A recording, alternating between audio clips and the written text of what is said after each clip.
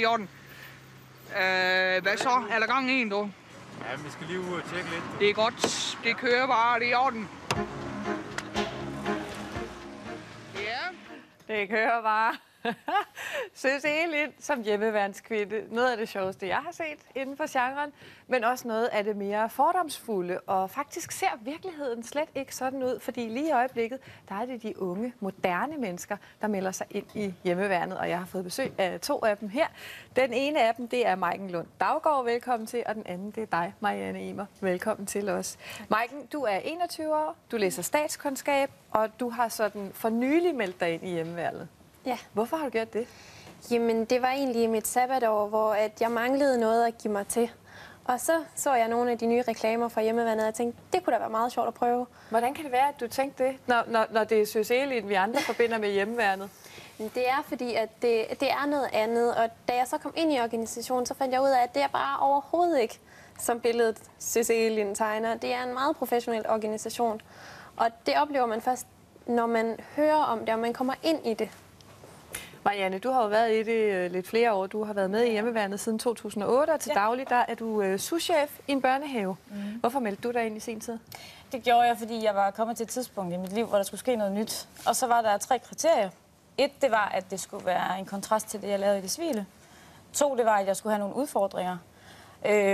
Og 3, det var jo selvfølgelig, at de her udfordringer her, det skulle være så fedt, at jeg bare synes, det var kanon at være med. Men hvorfor ikke bare gå ind i militæret så? Nej, det synes jeg jo på gammel tid på det tidspunkt der, fordi det var de der unge på 18 måske, og det var her jo ikke i 2008, så derfor. Hvad siger omgivelserne til jer, hvis de nu har det samme fordomsfulde billede af hjemmeværnet, som jeg har, eller havde før jeg mødte jer? Hvad siger de så til sådan en som dig?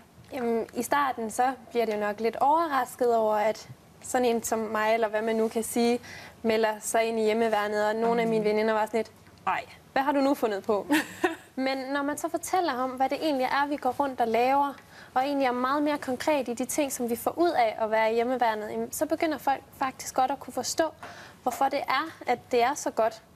Man lærer jo rigtig mange ting som på de her kurser, man kommer igennem, som man også godt kan bruge i den civile dagligdag. Jeg ved for eksempel, at du har taget noget lederuddannelse, og lige er blevet udnævnt til delingsfører i hjemmeværnet.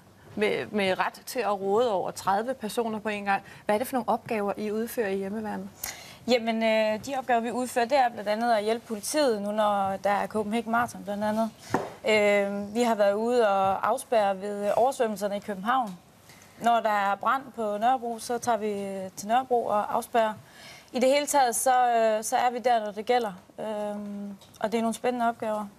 Rigtig spændende opgave. Altså, vi skal måske lige sige, at det er jo altså ikke noget, I får penge for at stå her og reklamere for hjemmeværnet. I er faktisk så glade, som I ser ud. Hvordan bliver I mødt i hjemmeværnet? Altså, er der mange andre af din type? Og når jeg siger din type, så mener jeg unge, smukke, lyshårede kvinder, som godt kan lide stiletter og make-up til hverdag. Jamen, man bliver egentlig overrasket, for der er flere, end man går og tror. Ja. I den deling, jeg er i, der er der faktisk flere unge piger, som også har en helt almindelig dagligdag. Og man behøver jo ikke være drenget for at synes, at nogle ting er sjove. Og det kan du skrive under på, eller hvad? Absolut. Absolut. Så I er feminine, selvom I har uniformer på med camouflage? Ja, det må man sige. Det synes jeg faktisk også, I er. Sejt gået, piger. Tak skal I have. Og held og lykke med de næste opgaver i hjemmeværnet. Og nu der skal